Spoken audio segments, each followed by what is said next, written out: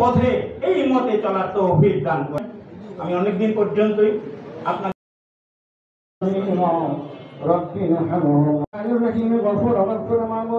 পবিত্র রমজান মাসে আল্লাহ রোজা রেখে আল্লাহ কোনার রোজান আপনার শাকিরের দরবারে হাত উত্তোলন করেছে।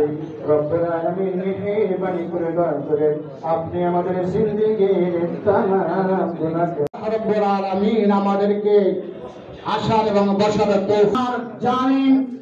জুলুমের অত্যাচার থেকে, নির্যাতন থেকে গোটা জাতিকে, ইসলামকে, মুসলমানকে এই দুনিয়ায় প্রতিষ্ঠিত করার জন্য, কায়েম করার জন্য আল্লাহ রাব্বুল আলামিনের প্রিয় রাসূলুল্লাহ সাল্লাল্লাহু আলাইহি ওয়াসাল্লাম বদরের ময়দানে যুদ্ধ করেছিলেন। ঠিক না বলেন? কিভাবে আমি একটা কথা বলছি, ইসলামী রাষ্ট্র যদি কায়েম হয়ে যায়, দেশে ন্যায় বিচার হবে, কোন বিচার অন্যায় ভাবে হবে না, সরকারের বিরুদ্ধে কোন বিচার হবে না। ঠিক কিনা বলেন? একজন মুসলিম আর একজন মুসলিম বিচারের কাজ ধরা এসেছিলেন। আল্লাহ রাসূল ফয়সালা দিয়েছিলেন অমুসলিমের দিকে, যে রায় হয়েছে এই জমি অমুসলিম পাবে।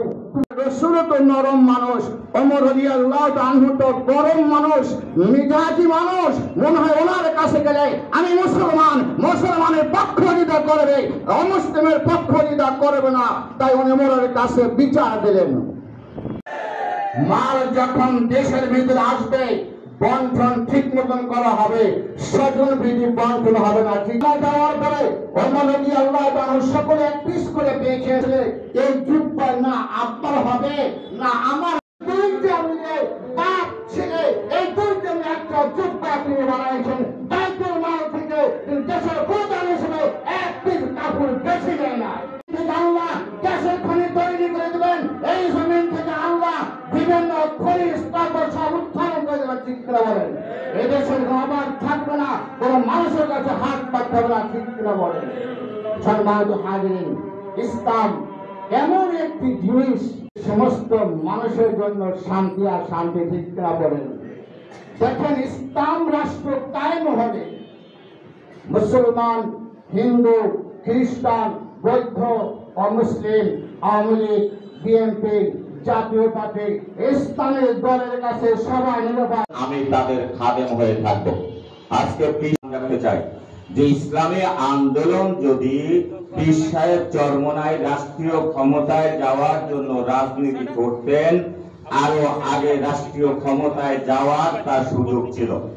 যে তৎকালীন সময় ইতিহাসকে স্মরণ করে আজকের এই মাহফিলের আয়োজন করা হয়।